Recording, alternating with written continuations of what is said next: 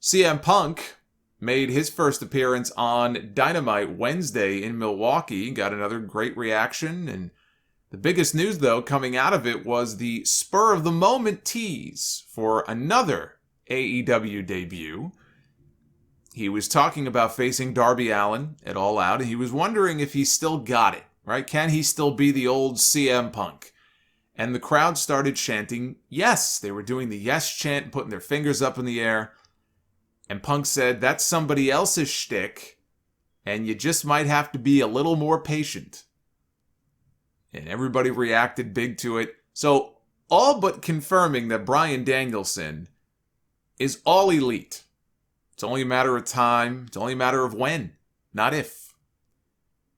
And if Punk coming to AEW was the worst kept secret in wrestling, then Danielson to AEW is the second worst kept secret. Tony Khan did an interview on the Observer website, and when he was asked about Danielson, this is what he said. I can't answer that question. I mean, it's fair for you to ask that question, but it's not something I can address on the Observer today. But it's fair of you to ask it. He is one of the all-time greats. It's basically the same answer he gave when people were hounding him about CM Punk before he debuted. And the website that broke the Danielson to AEW story last month, bodyslam.net, and this is potentially a spoiler, so skip ahead if you want to know nothing about when he might debut. They broke the news on Friday night that Danielson's AEW debut has been bumped up, in part due to COVID concerns in New York, and how it could potentially impact the Dynamite Grand Slam show at Arthur Ashe Stadium. They don't want to take any chances if restrictions tighten. If anything happens between now and then that's COVID-related here in New York, they just don't want to take the chance. And so instead, he is now scheduled to debut in Chicago on September 5th, a week from today, at All Out. And on the stream Friday night, we were talking about all sorts of potential ideas for how to debut him. I think my idea is still the best. I think you want to keep it simple but effective. Kenny Omega beats Christian Cage to retain the AEW championship. I mean, Punk against Darby is going to be the real main event of that show. But if they want to end with the championship match, and listening to Tony Khan on Observer Radio, it sounds to me like the plan is to end with the title match, then Omega wins. Final countdown hits. I mean, you could even black out the lights in the building first, right? Then hit the music. And Danielson walks out to absolute madness from the crowd. And without him saying a word, we're left to tune into Dynamite on Wednesday to find out why is he here. You know, you guys in Chicago are really being spoiled. First you get Punk. Now you get Bryan. You got to leave us with something here in New York. Adam Cole. Another name that's been talked about a lot this week. Adam Cole, as far as we know, is officially a free agent. As of midnight Saturday, he became a free agent with no non-compete clause. He is free to sign with whoever he wants. He could show up whenever he wants.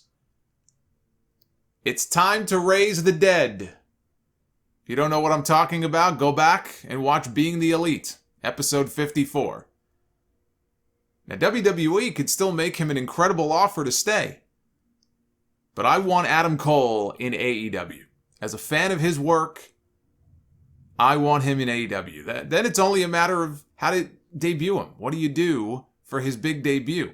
If Danielson is coming at All Out, and I believe that Ruby Soho ends up as the Joker entrant in the Women's Battle Royal on the buy-in pre-show, so I think we'll get at least 2 debuts that night. Plus, you got Punk already wrestling his first match, right, that night. Adding Adam Cole to the same show becomes unnecessary. I mean, you Chicago people are getting enough. Save him for another show. But this is where I would like to see him land. It is the perfect place for him. And not just because his girlfriend works there, although that's part of it. I'm sure for him, he would love... I mean, how could you not, right? How could you not love working in the same place? But even that aside, I just think it is the perfect place for him. There are tons of great potential matches for him on that AEW roster. More so, I think, even than he would have on Raw or SmackDown. Now, I mentioned Tony Khan appearing on Observer Radio. He said some other newsworthy things on the show. Notably, that he wants to bring AEW to Craven Cottage in London, which is the home of the Fulham Football Club, which his father owns. And Tony serves as the director of football operations. Although I have read stories, I don't know too much about Fulham, but I have read stories talking about fans wanting him to step aside from the role. I take it Fulham has not been doing very well. But anyway, the stadium fits around 20,000 or so, and he wants to make it AEW's home in England. So the way that Arthur Ashe in New York could potentially be their New York home, he wants Craven Cottage to be that for them in the UK. He said, to give you guys a big scoop, I want to bring AEW to Craven Cottage, very much so. Craven Cottage is very special to me. We put a lot into the redevelopment of the Riverside stand, and the new Craven Cottage with all of the new amenities and facilities and the beautiful additions, I think would be the best home in England possible for AEW. So there's no word on potential UK dates, but he already has a location in mind. And I think that if they have a rabid UK fan base, they shouldn't have any issue. 20,000 people, I think they could pack that place very easily.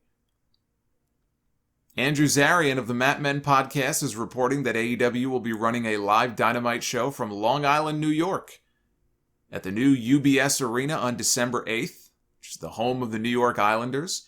They have not played a game there yet. The arena is expected to open in the fall.